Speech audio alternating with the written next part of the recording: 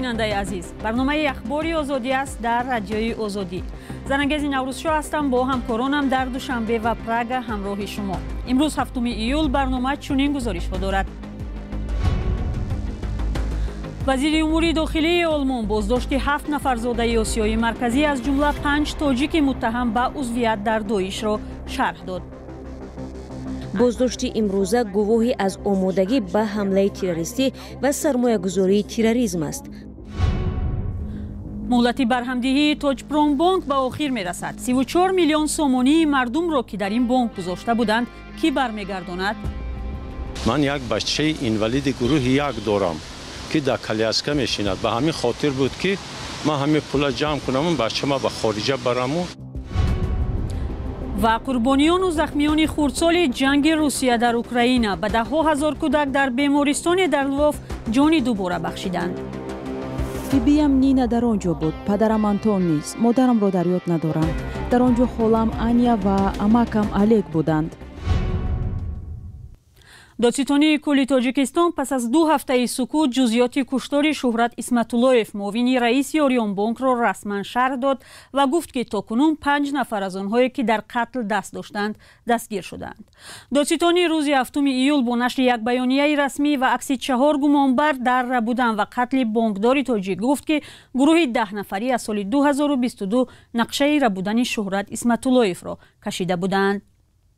дар баёния омадааст, ки 4 нафари аслии Исматуллоевро рӯзи 24 июн дар яке аз хонаҳои деҳаи Шодоби Варзоб бурда, баъди қатлу шиканҷаи зиёд ба қатл расонида, ба дарёи Зарафшон андохтаанд.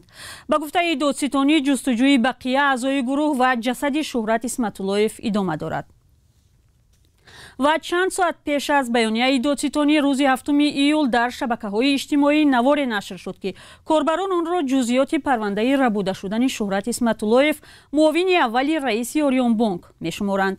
онҳое, ки наворро пахш карданд, мегӯянд, ин гуфтугӯи телефонии яке аз рабояндагон, Рустам Ашуров ва модараш аст, ки дар Душанбе сабт шудааст. дар ин навор шахсе, ки гуфта мешавад Ашуров аст, ҷасадеро нишон дода мегӯяд 2 касро кушта дар гузаргоҳи гумрукии фурудгоҳ аст. вай мегӯяд, ки дар рабудани Шуҳрат Исматуллоев, муовини раиси Орионбонк, даст дошт. тасдиқи мустақилонаи ҳақиқати ин навор ва ҳуввияти ин шахс номумкин аст.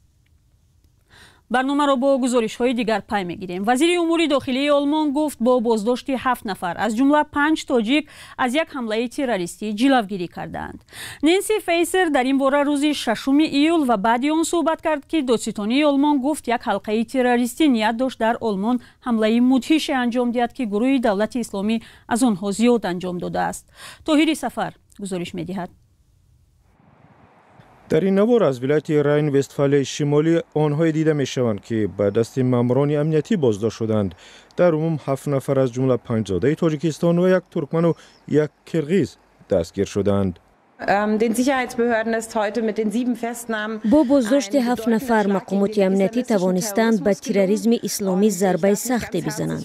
ман ба мақомоте, ки ин корро карданд, сипос мегӯям. вазорати мо, пулиси федералии Олмон, хадамоти иттилоъоти дохилӣ дар ин боздошт саҳм доштанд.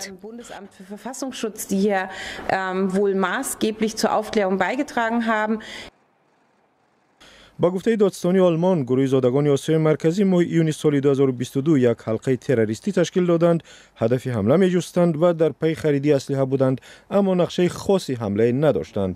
ба ғайр аз шаҳрванди Қирғизистон, бақия аз моҳи апрели соли 2022 барои гурӯҳи давлати исломӣ пул ҷамъ карда ва ба аъзои он дар хориҷ фиристоданд. ба қавли мақомоти Олмон, ифшо шудани гурӯҳ баёнгари боқӣ мондани хатари гурӯҳи давлати исломӣ аст. он гуна ки боздошти имрӯз нишон дод, таҳдиди терроризми исломӣ ҳамчунон зиёд аст. боздошти имрӯза гувоҳи аз омодагӣ ба ҳамлаи террористӣ ва сармоягузории терроризм аст. ҳадафи мо маҳрум кардани созмонҳои террористӣ аз сармоя мебошад. додистони Олмон аз 5 тоҷики боздошт шуда дар ин кишвар Муҳаммадшуҷоъ, Нуриддин, Шамшод, Саид, Раббонӣ ном бурдааст. додистони Олмон гуфтааст, гумонбаршудаҳо ба эҳтимоли зиёд баъди ҳамлаи Русия ба хоки Украина вориди Олмон шуданд. мақомоти Тоҷикистон расман хабарро шарҳ надоданд, вале дар гузашта чанд шаҳрванди дигари Тоҷикистон дар Олмон бо иттиҳоми терроризм боздошт ва ё зиндонӣ ҳам шуданд. даҳо муштарии Tojpronbank ки бо гузашти чандин сол ҳанӯз натавонистанд амонатҳои худро пас бигиранд, ҳоло аз он нигаронанд ки эҳтимол дигар ин пулҳоро нахоҳанд дид. баъди камтар аз як моҳи дигар муҳлати барҳамдиҳии Tojpronbank ба охир мерасад. масъулини бонк ваъда доданд ки бори дигар муҳлати тамдиди барҳамдиҳии бонкро дархост мекунанд. тафсилоти бештар дар гузориши Алишер Зарифӣ ва Амир Исоев. хабари пурра барҳам додани бонк ташвиши муштариёни Tojpronbankро бештар кардааст. онҳо нигаронанд ки дар ниҳоят бонк комилан баста мешавад ва амонатҳояшон дигар бозпас дода нахоҳад шуд. ман як бачаи инвалиди гурӯҳи як дорам ки дар коляска мешинад. ба ҳамин хотир буд ки ман ҳамин пула ҷамъ кунам, бачама ба хориҷа бараму табобат кунам. афсӯс ки ин хел нашуд. 101,000 сомонам дар ҳамин ҷо ҳаст, гирифта наметонам. ин мард солҳост барои бозпас гардонидани амонатҳояш саргардон аст. аз сӯи Tojpronbank моҳе ба онҳо 500 сомонӣ дода мешудааст ки ба ҳисоби худаш шояд бо ин маблағ дар 20 сол пасандозаш бозпас гардонида шавад. тақсим кунанд агар майда бо ягон 20 сол ба мерасад. чанд бор омада журналист омада буданд, гап задем ва ҷош намеҷомад ягон кор. тибқи иттилои расмӣ зиёда аз 200 муштарӣ то ҳол натавонистанд 34 миллион сомонии худро бозпас гиранд. мушкилоти асосии барнагардондани пасандозҳо ин барнагаштани қарзҳо ҳаст. Tojpronbank бисёр қарзҳо пеш аз тарафи Tojpronbank дода шуда буд. аз он ҷумла қарзҳои калон ҳам ҳастанд дар сандуқи қарзӣ. мутаассифона бар намегарданд. баргардондани қарзҳо бениҳоят мушкил аст. аз ҳамин сабаб мо пасандозҳои мардумам ба пуррагӣ баргардонда дода наметавонем. муштариён мегӯянд пасандозҳояшон аз ҳисоби фурӯши дороиҳои бонк бояд баргардонида шавад. дар бонк таъкид намуданд ки дар умум дороиҳои Tojpronbank 150 миллион сомониро ташкил медиҳад, вале дақиқ посух надоданд ки пули муштариёнро чӣ гуна бармегардонанд. мушкили бозпас гардонидани пули амонатгузорон дар соли 2016 доғ шуд. дар он замон Tojpronbanku Fononbank ва Tojik Sodirodbanku Agroinvestbank бо мушкили пардохтпазирӣ дучор шуданд. мақомот ин бонкҳоро расман муфлис эълон кард.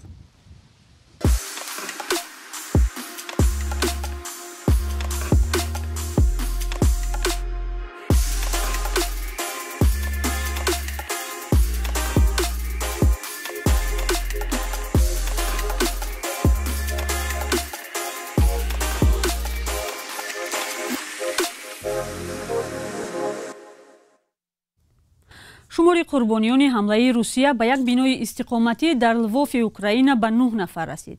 42 каси дигар аз ҷумла 3 кӯдак ҷароҳат бардоштанд. дар маҷмӯъ аз оғози ҳамлаи Русия ба Украина 60,000 кӯдаки украинӣ дар аввалин иттиҳодияи тиббии Лвов табобат гирифтанд. гузориши Садои Амрикоро дар бораи яке аз ин кӯдакон Шаҳлои Гулхоҷа пешниҳод мекунад. ин навор тобистони соли 2022 сабт шудааст. пираникаи 9-сола новобаста ба дарди сахт бо кӯмаки пизишк Сергей Худа барои ҳаракат додани дасташ кӯшиш дорад. ӯ бо ҳамроҳии оилааш дар паноҳгоҳи зеризаминӣ қарор доштанд. ба нақли шоҳидон дар ин паноҳгоҳ снаряди танк таркидааст. тирпаронӣ моҳи апрели соли 2022 дар Вухледар, як шаҳраки вилояти Донбасс рух дод. хонаводаи Вероника ки 9 нафар буданд, аз таркишҳо дар таххонаи як бинои истиқоматӣ пинҳон шуданд. ҳангоми ҳамла бобову бибиаш ӯро муҳофизат мекарданд. падару модар, бибиву бобо, амма ва амакҳояш ҳама кушта шуданд. Вероника ягона касе буд ки зинда монд. бибиям Нина дар он ҷо буд, падарам Антон низ. модарамро дар ёд надорам. дар он ҷо холам Аня ва амакам Олег буданд. ё шояд ин Олег набуд? Вероникаро дар ҳолати вазнин ба беморхона оварданд. сар ва гарданаш аз пораҳои снаряд захмдор шуда буд. ӯ чанд моҳро дар беморхонаи бачагонаи иттиҳодияи якуми тиббии шаҳри Лвов ба номи Николас сипарӣ кард. роҳ гаштан, дастро ҳаракат додан ва табассум карданро аз нав ёд гирифт.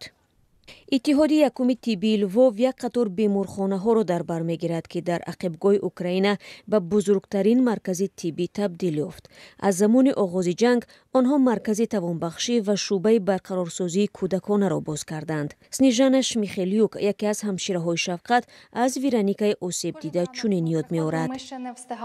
ӯ ҳар саҳар омадани маро интизор мешуд. вақте мо мерафтем гирья мекард, чун ҷое барои баргаштан надошт. барои ӯ гуфтани он ки мо ба хона меравем душвор буд. пас аз як соли муолиҷа ва барқароршавӣ, Вероника пайваста ба беморхона барои хабаргирии наҷотбахшон меояд. ҳоло ӯ дар оилаи фарзандхоншуда ба сар мебарад ва ба мактаб меравад. як соли пеш ҳатто тасаввур намекард, ки метавонад ба зиндагии муқаррарӣ баргардад. ман дар ин ҷо бисёриҳоро мешиносам. инҳо дӯстони мананд. имрӯз барои ман беҳтарин рӯз аст. Вероника яке аз 350 кӯдаки сахт осебдидааст, ки табибони Львов аз замони ҳамлаи Русия ба Украина аз марг наҷот доданд. пизишк Сергей Худа ҳамаи онҳоро дар хотир дорад. ман ҳеҷ гоҳ фаромӯш намекунам. ҳамаи онҳо як ҷузъи ҳаёти мо шуданд. Игор Кошевка, муовини раҳбари шӯъбаи барқарорсозӣ, мегӯяд, иттиҳодияи якуми тиббӣ кӯшиш дорад барои харидани таҷҳизот $950,000 ҷамъ намояд. қаблан мо дар як сол ба барқарорсозии 600 нафар бемор мусоидат мекардем. ҳоло бо шарофати васеъшавӣ ҳудуди 1200 беморро фаро мегирем. тибқи иттилои созмони ЮНИСЕФ, аз замони оғози ҳамлаи Русия дар моҳи феврали соли 2022 беш аз 1000 кӯдаки украинӣ маҷрӯҳ ва 525 нафари онҳо кушта шудаанд.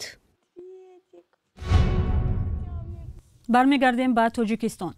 бо вуҷуди афзоиши сохтмони биноҳои истиқоматӣ дар чанд соли ахир, харидории хона ҳамоно барои бисёре аз оилаҳои ҷавон дар Тоҷикистон орзуи дастнорас боқӣ мемонад. бехонагӣ мушкили рақами яки аксар ҷавонон аст. ҳоло киҳо тавони хариди хонаро доранду нақши давлат дар таъмини сокинон бо хона то куҷо назаррас аст? ҳамкорони мо дар душанбе аз роҳгузарон пурсиданд, ки оё зурашон ба харидани хона мерасад? برای چی کار میکنید؟ معاش نمیرسد چی کار؟ معاش نمیرسد. خونه را ارزان کنم. خونه بسیار شده قیمت ندارم، هیچی کم بودیم باز بین. خیلی محیطی ای زندگی خونه خیلی سکسی و خود را میتونیم زور ما نمیرسد. با فکرتون در همین حالت دولت چی کار کند؟ یاردم کند یا کی چی؟ یاردم کند بونس. یاردم نمیکند. وقتی خود با یارا نگاه کرده کم بغلو ریش که نگاه نمیکند. برای خصوصا ما خریدن خانه دشواره. برای اینکه گرچنده که کار می‌داریم شرایطی کارکنی هست، لیکن مبلغ نیست که ما خانه خریم. نمیشه، خیلی شرایط وجود نداره. در این حالت مقامات باید چیکار کنند؟ خیلی کاری مقامات نمیدونن. خانه ارزان شون، خانه ارزان شون، کردیتیان بهتر از کردیتیان. برای ما آسان میشه.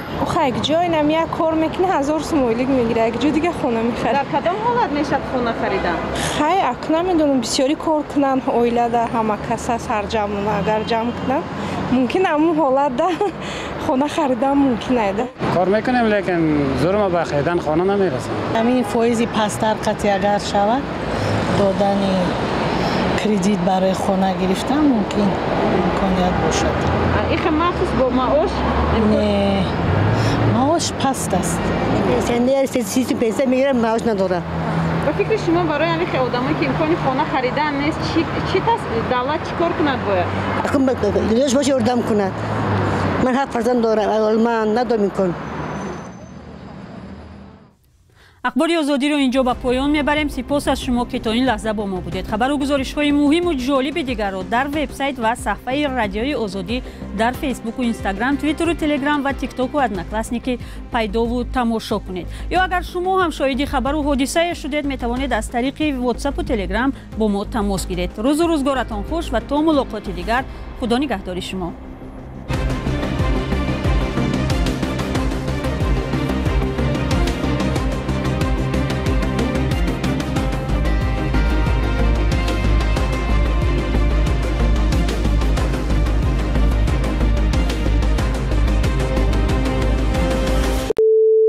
This is Radio Free Europe, Radio Liberty.